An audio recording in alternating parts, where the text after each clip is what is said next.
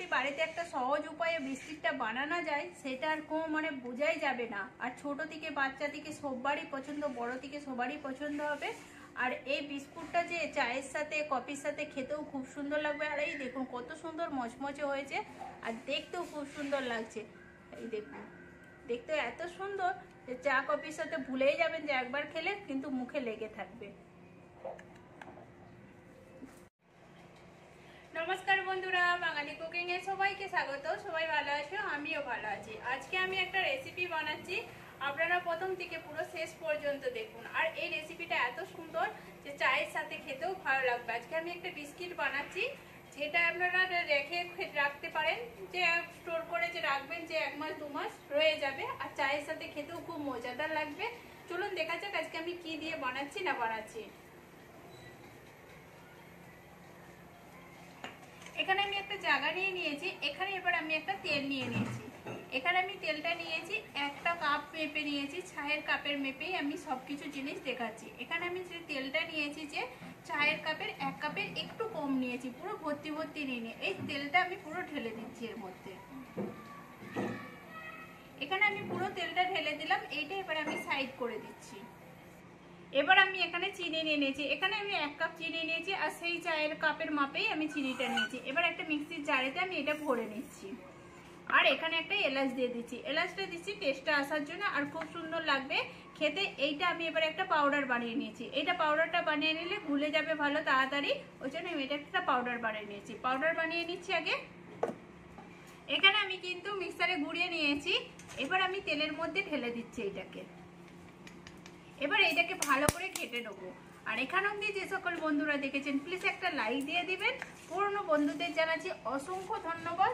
আর কোনো যদি নতুন বন্ধু এসে থাকেন ভিডিওটা দেখার জন্য সাবস্ক্রাইব করে পাশে থাকবেন। এখানে আমি দুধটা ভালো করে তেলের সাথে চিনিটাকে আমি ভালো করে গুলে নিচ্ছি।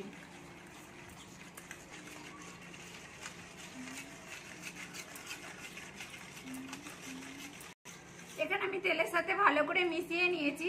এবার আমি একটা ছাঁকনি নিয়ে নিচ্ছি। এবার এখানে আমি একটু ময়দা দিয়ে দিচ্ছি। এটা কাপে 2 কাপ আমি ময়দা দিয়ে দেবো। আর ময়দাটা কিন্তু চেলে নেওয়াই ভালো। এখানে আমি ময়দাটাকে আমি চেলে নিচ্ছি। এখানে আমি 2 কাপ ময়দা ঢেলে দিলাম। এবার এখানে বেকিং পাউডার দিচ্ছি। বেকিং পাউডার নয়, এটা বেকিং সোডা দিচ্ছি। এখানে আমি বেকিং সোডাটা দিলাম 1/2 চামচেরও কম আমি একটু বেকিং সোডা দিয়ে দিলাম। পাউডার দিলে এখানে হবে না। এবার এইগুলোকে আমি ভালো করে চেলে নিচ্ছি। এখানে আমি ভালো করে এর সাথে চেলে নিচ্ছি। আর আমি এটা কিন্তু বেকিং সোডা দিলাম, পাউডার দিলাম না। আমি বারবার ধরে একই জিনিস বলে দিচ্ছি। এবার এটাকে আমি ভালো করে চেলে নিচ্ছি। চেলে জিনিসটা বেরিয়ে যাবে, আর এটার মধ্যে হাওয়া থাকলে হাওয়াটাও চলে যাবে, আর খুব সুন্দর খাস্তা হবে। এখানে আমি ভালো করে চেলে নিয়েছি। এবার এর মধ্যে আমি দিয়ে দিচ্ছি নারকেল গুঁড়ো দিয়ে দিচ্ছি। 1 চামচের মতো নারকেল গুঁড়ো দিয়ে দিচ্ছি। এটা নারকেল, এটা পাউডারের মতো যেটা পাওয়া যায় দোকানেতে, সেইটা আমি বানিয়েছিলাম। এটা দোকানে কোনো কিরানা দোকানেতে গেলে, মুদিখানা দোকানে পাওয়া যায়, না থাকলে নাও দিতে পারেন, কোনো অসুবিধা নাই। এখানে আমি 1 চামচের মতো দিয়ে দিলাম। এখানে টেস্টটা আরো বাড়ানোর জন্য আমি এখানে গুঁড়ো দুধ দিয়ে দিচ্ছি। 1 চামচের মতো আমি একটু গুঁড়ো দুধ দিয়ে দিলাম এখানে। এবার এগুলোকে সব একসাথে মিশিয়ে নেব। চামচে করে আমি মিশিয়ে নিচ্ছি আগে। আর এর মধ্যে কিন্তু আমি কোনো জল দেবো না, এইটার সাথেই ভালো করে মিশিয়ে নেবো। আর এইটার মাখালেই পুরো একবারে পুরো একটা আটা মাখানোর মতো মাখানো হয়ে যাবে। এখানে কিন্তু আমি ভালো করে চামচে করে মাখিয়ে নিয়েছি। এবার আমি এটাকে হাতে করে একটু মেখে নেবো। এখানে এবার একটু হাতে করে মেখে নেবো। আমি কিন্তু এখানে জল দিইনি। এই দেখুন, এটা আস্তে আস্তে মাখালে এটা একটু পুরো ভালো করে মাখানো হয়ে যাবে। এখানে এটা কিন্তু আমার একটা আটা মাখানোর মতো মাখানো হয়ে গেছে। এইটাকে এবার আমি সাইড করে নিচ্ছি। একটা প্লেট রেডি করে নিচ্ছি। এরকম একটা প্লেট নিয়েছি। এবার এরকম একটা পেপার নিয়েছি। এটা ঘরের আমি পেপার নিয়েছি। আপনাদের কাছে যদি অন্য পেপার থাকে অন্য পেপারও দিতে পারেন। এবার এইটাকে আমি তেল ব্রাশ করে নিচ্ছি। আর এটা তেল ব্রাশ করে নিলে এইটা উপর দিকে কিংবা নিচের দিকে দিয়ে দিলে এটা বসে যাবে ভালো করে। কেক বানালে যেমন তেলেতে দেয় পেপারটা দেওয়া হয়, সেরকমভাবে পেপারটা আমি দিয়ে দিচ্ছি। দিয়ে এটাকে আমি ভালো করে ব্রাশ করে নিচ্ছি যাতে পেপারটা বসে যায় থালার মধ্যে। এখানে এবার আমি পেপারটাকে ওইটাকে তেল দিয়ে মাখিয়ে সাইড করে নিয়েছি। এবার আমি বিস্কিটটা বানিয়ে নিচ্ছি। এরকম করে একটা ডেলা নিয়েছি, ডেলাটাকে হাতে করে একটু চেপে দিচ্ছি। চেপে দিয়ে এবারে এটাকে আমি এবার একটু গোল করে নিচ্ছি। গোল করা পরে একটু লম্বা করে নিচ্ছি। এই দেখুন লম্বা করে নিয়ে একটু হাতে করে চেপে দিয়ে এরকম করে দু সাইড দিয়ে একটু ছেটকা করে দিচ্ছি। এই দেখুন শেপটা। এবার আপনারা আপনাদের হিসাবে দেবেন, আমি আমার হিসাবে দিচ্ছি। এই দেখুন এরকম করে আমি প্লেটটা, যে প্লেটটাতে আমি তেল লাগিয়েছিলাম সেই প্লেটের মধ্যে দিয়ে দিলাম। আর এখানে যে আমি প্লেটটা দিচ্ছি একটু ছেড়ে প্লেটটার মধ্যে দিতে হবে, কেননা এটা একটু ফুলবে তো, তখন ওই জন্য ঠেকে গেলে তখন ভেঙে যেতে পারে। এই জন্য আমি একটু ছেড়ে ছেড়ে সাজিয়ে নিচ্ছি।